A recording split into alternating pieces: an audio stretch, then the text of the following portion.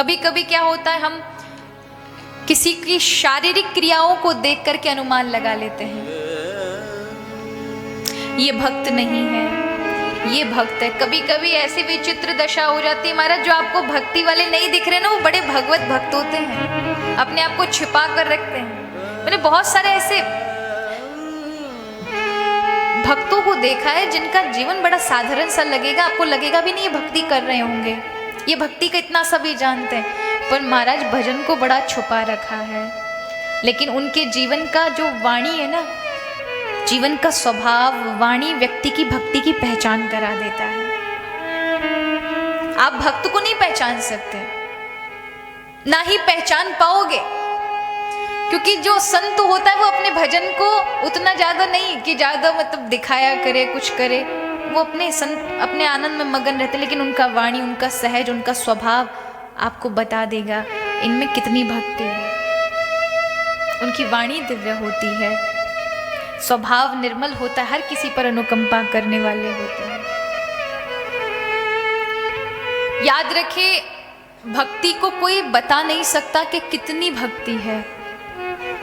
कई ऐसे संत होते हैं जिनके जीवन में भक्ति का बहुत, हमारे वृंदावन में आज भी बरसाने में आप चले जाओ, गहवर वन में बड़े पूज्य दिव्य संत हैं, रात दिन जिन्होंने भजन किया है, उनका आप दर्शन भी कर लोगे ना महाराज, तुम्हारे आंखों से झर झरने लग जाएंगे, नेत्रों से अश्रु। ये भजन का प्रताप होता है।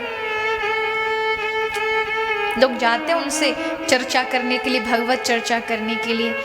ऐसे ऐसे दिव्य संत, अयोध्या के एक ऐसे दिव्य संत थे महाराज, एक नास्तिक पहुंच गया उनके साथ, अपने मित्र के साथ। अब उसने कभी भगवान का नाम नहीं लिया, लेकिन मित्र खींच कर ले गया, तो वो बैठा रहा, लेकिन संत जी ने आज्ञा दी, जाओ तुम मेरा वो पीछे मेरा वो कपड़ा रह गया उत्तरीय डालने वाला, उसे ले आओ।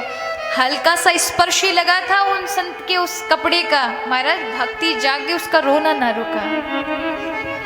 ऐसी दिव्यता होती है, तो ये हर किसी पे भी नहीं बरस पाती महाराज।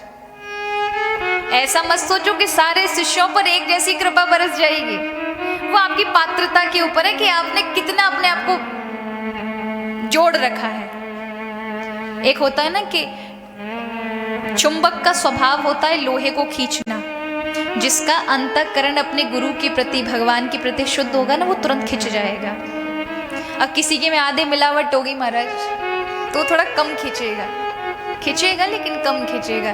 और जाके में पूरी मिलावट हो तो महाराज का होगा, वो तो खींचो, चाहे लोहे के सामने भी खड़ा कर दो ना महाराज, तो भी कोई असर नहीं होने। वो गुरु जी को और इल्जाम लगा दे, आपका गुरु मंत्र तो कोई असर ही नहीं कर रहा है, हमारे गुरु जी तो कुछ असर ही नहीं करते। ये गुरु की नहीं, आपकी भक्ति निष्ठा देखी जाती है ना, ये बहुत महत्वपूर्ण है कि आप कितनी निष्ठा अपने गुरु के प्रति रख रहे हैं। आपका भाव क्या है?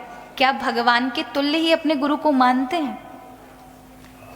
तो ही निष्ठा आपकी वाकई गुरु निष्ठा है।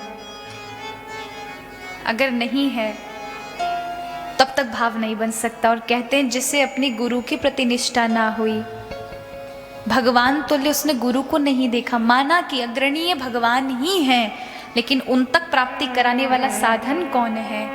गुरु। गुरु ही है जो आध्यात्मिक मार्ग को प्रशस्त कर सकते हैं, बढ़ा सकते हैं। उनके अंदर ही जो दिख रहे साक्षात स्वरूप में, उनके अंदर भावना बना तो कहीं ना बनेगा।